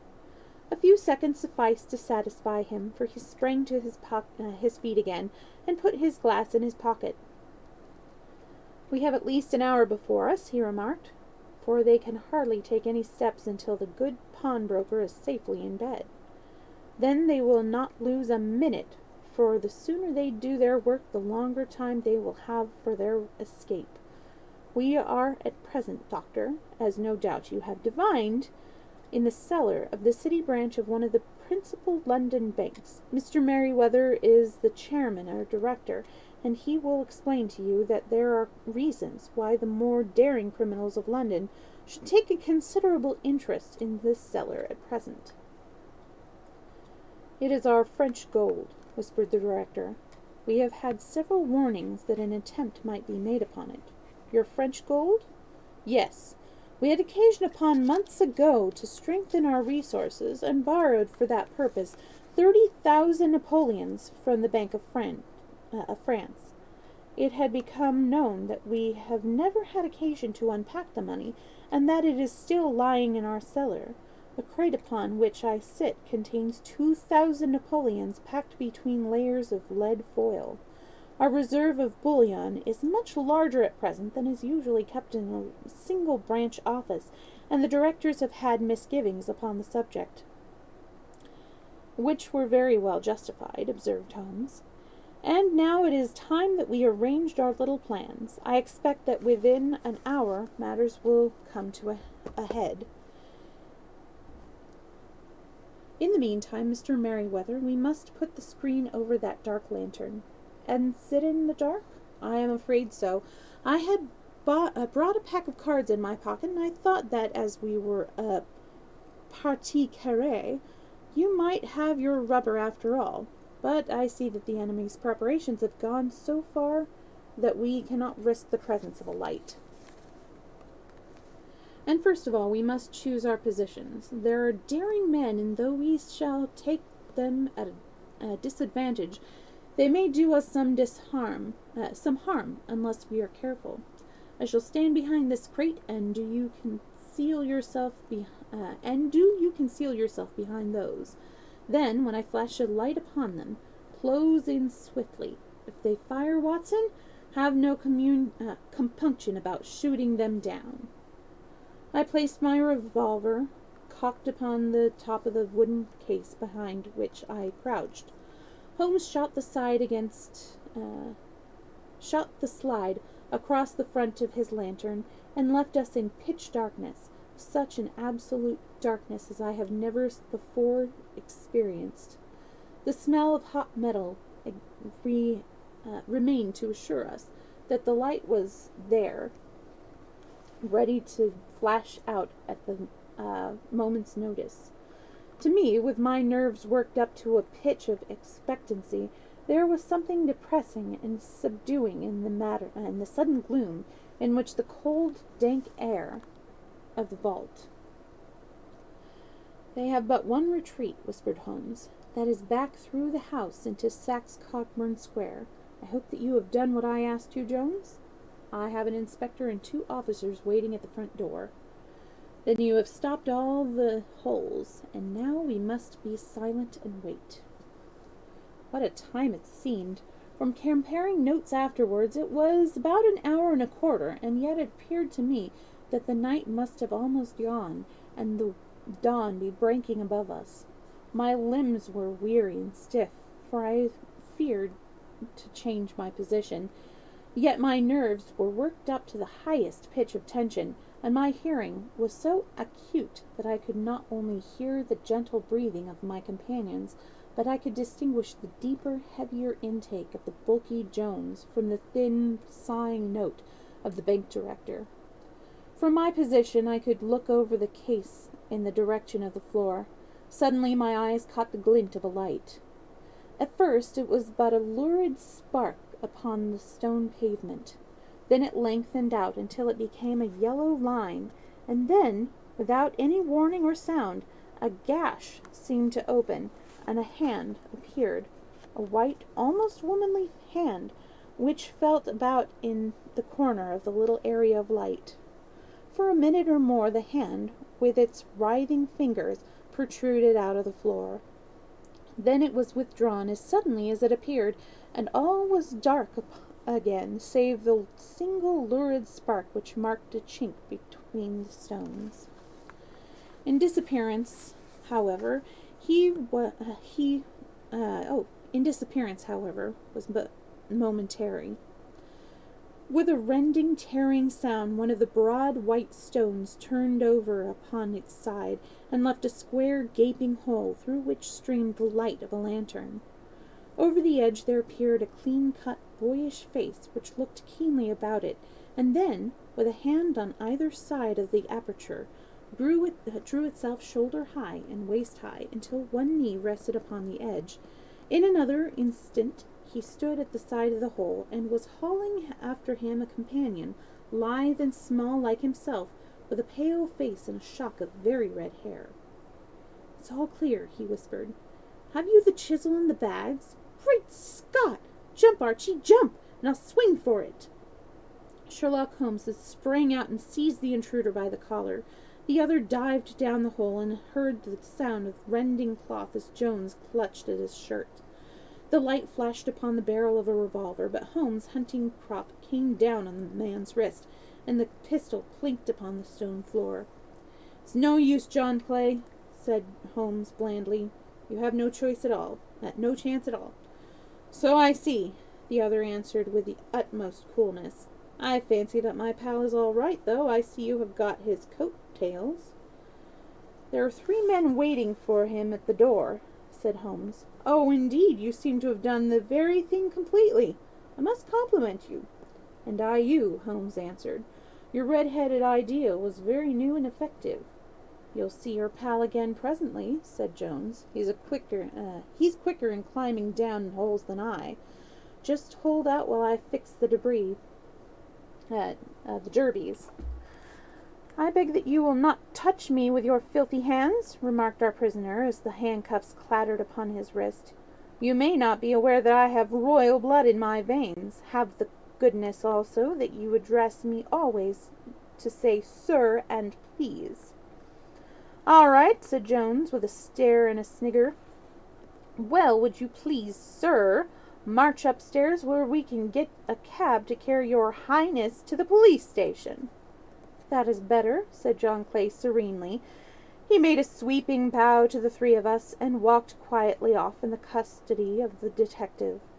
"Really, Mr. Holmes," Mr. Merryweather said, as he followed them from the cellar, "I do not know how the bank can thank you or repay you.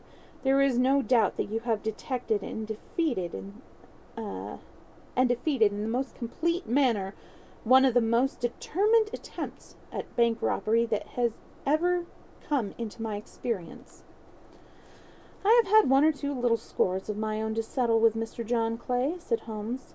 "I have been at some small expense over this matter, which I shall expect the bank to refund, but beyond that I am amply repaid by having had an experience which is in many ways unique, and by hearing the very remarkable narrative of the Red-Headed League."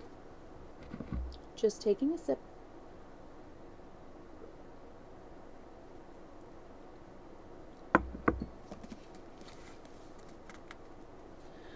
"You see, Watson," he explained in the early hours of the morning, as we sat over a glass of whiskey and soda in Baker Street, "it is perfectly obvious from the first that the only possible object of this rather fantastic business of the advertisement of the League and the copying of the encyclopedia must be to get this not over-bright pawnbroker out of the way for a number of hours every day. It was a curious way of managing it, but really it would be difficult to suggest a better. The method was no doubt suggested to Clay's ingenious mind by the color of his accomplice's hair. The £4 a week was a lure which must draw him, and what was it to them who were playing for thousands? They put in the advertisement, "One rogue has the temporary office, the other rogue incites the man to apply for it," and together they managed to secure his absence every morning in the week. From the time that I heard of the assistant having come from half wages, it was obvious to me that he had some strong motive for securing the situation. "But how could you guess what the motive was?" "Had there been women in the house, I should have suspected a mere vulgar intrigue. That, however, was out of the question. The man's business was a small one, and there was nothing in his house which could account for such elaborate preparations and such an expenditure as they were at. It must then be something out of the house. What could it be? I thought of the assistant's fondness for photography and his trick of vanishing into the cellar. The cellar! There was the end of this tangled clue. Then I made inquiries as to this mysterious assistant, and found that I had to deal with one of the coolest and most daring criminals in London. He was doing something in the cellar, something which took many hours a day for months on end. What could it be once more? I could think of nothing save that he was running a tunnel to some other business. So far I had got when he went to visit the scene of action. I surprised you by beating upon the pavement with my stick. I was ascertaining whether the cellar stretched out in front or behind. It was not in front. Then I rang the bell, and as I hoped, the assistant answered. We have had some skirmishes, but we had never set eyes upon each other before. I hardly looked at his face. His knees were what I wished to see. You must yourself have remarked how worn, wrinkled, and stained they were. They spoke of those hours of burrowing. The only remaining point was what they were burrowing for. I walked round the corner and saw that the City and Suburban Bank abutted on our friend's premises, and felt that I had solved my problem. When you drove home after the concert, I called upon Scotland Yard and upon the chairman of the bank directors, with the result that you have seen." "And how could you tell that they would make their attempts tonight?" I asked. "Well, when we closed their league offices, that was a sign that they cared no longer about Mr. Jabez Wilson's presence. In other words, they had completed their tunnel. But it was essential that they should use it as soon as it might be discovered, or the bullion might be removed. Saturday would suit them better than any other day, as it would give them 2 days for their escape. For all these reasons, I expected them to come tonight." "You reasoned it out beautifully," I exclaimed in unfeigned admiration. "It is so long a chain, and yet every link rings true." "It saves me from ennui," he answered, yawning. "Alas, I already feel it closing in upon me. My life is spent in one long effort to escape from the commonplaces of existence. These little problems help me to do so. And you are a benefactor of the race," said I. He shrugged his shoulders. "Well, perhaps after all it is of some little use," he remarked. "L'homme c'est rien, l'œuvre c'est tout," as Gustave Flaubert wrote to Georges Sand. We have reached the end of adventure number 2, so we're going to stop here for the day. But I think I will go ahead and do another Storytime stream tomorrow and continue with more Sherlock Holmes. And then, we'll play it from ear from there. I think I'll end this stream right now. I'm going to cook myself up a little bit of pot pie, and then I may do some game streaming. Maybe some Stardew Valley or Cat Quest or maybe Minecraft. Do you have any preferences, John?